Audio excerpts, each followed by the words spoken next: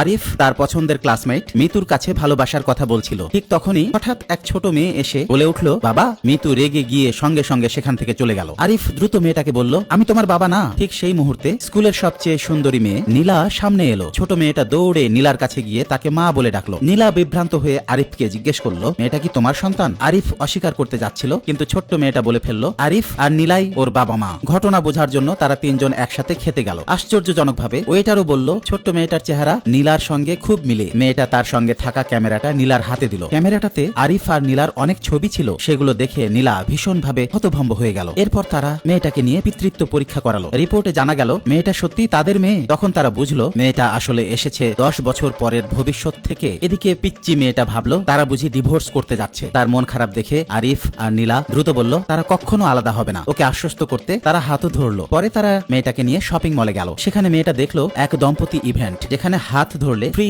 সিনেমার টিকিট পাওয়া যায়। সে সঙ্গে সঙ্গে আরিফকে নাম লেখাতে বলল। নীলা চুপি চুপি সরে যেতে চেয়েছিল, কিন্তু পিচ্চির চোখ এড়ালো না। রেজিস্ট্রেশন ডেস্কে গিয়ে আরিফ দেখলো আয়োজক তার পুরনো প্রেমের প্রতিদ্বন্দ্বী তানভীর। তানভীর ভেবেছিল আরিফ একাই এসেছে। সে ঠাট্টা করে বলল, এই ইভেন্টে দুজন দরকার। ঠিক তখনই নীলা সামনে এলো। তানভীর সঙ্গে সঙ্গে বুঝে গেল এই নীলাই স্কুলের সেই সুন্দরী, কিন্তু সে কল্পনাও করেনি নীলা আরিফের সঙ্গে অংশ নিতে আসবে। রেগে গিয়ে তানভীর নিয়ম বদলে দিল। টিকিট পেতে হলে চুমু খেতে হবে। সে নিশ্চিত ছিল নীলা রাজি হবে না, কিন্তু পিচ্চি মেয়েটা খুব উত্তেজিত হয়েই নিজেই তাদের নাম লেখালো। নিজের মেয়েকে কষ্ট দিতে না চেয়ে নীলা শেষ পর্যন্ত রাজি হয়ে গেল। পরক্ষণেই তারা এগুলো করলো। এটা দেখে তানভীর আরো ক্ষিপ্ত হয়ে বলল, আরিফ নীলার যোগ্য নয়। কিন্তু সঙ্গে সঙ্গেই আরিফ আর নীলা দুজনেই তাকে চড় মারলো। ঠিক তখনই তানভীরের বাবা এসে হাজির হলো। তানভীর অভিযোগ করলো আরিফ আর নীলা তাকে অপমান করেছে, কিন্তু তার বাবা নীলাকে দেখেই হাঁটু গেড়ে বসে পড়লো। আসলে নীলা ছিল এক বিলিয়নিয়ারের মেয়ে, যাকে অপমান করার ক্ষমতা তার ছিল না। সে দ্রুত নীলার হাতে সিনেমার টিকিট দিয়ে ছেলেকে নিয়ে চলে গেল। ঠিক যখন আরিফ, নীলা আর তাদের ভবিষ্যতের মেয়ে সিনেমা দেখতে ঢুকতে যাচ্ছিল, তখন মিতু, যাকে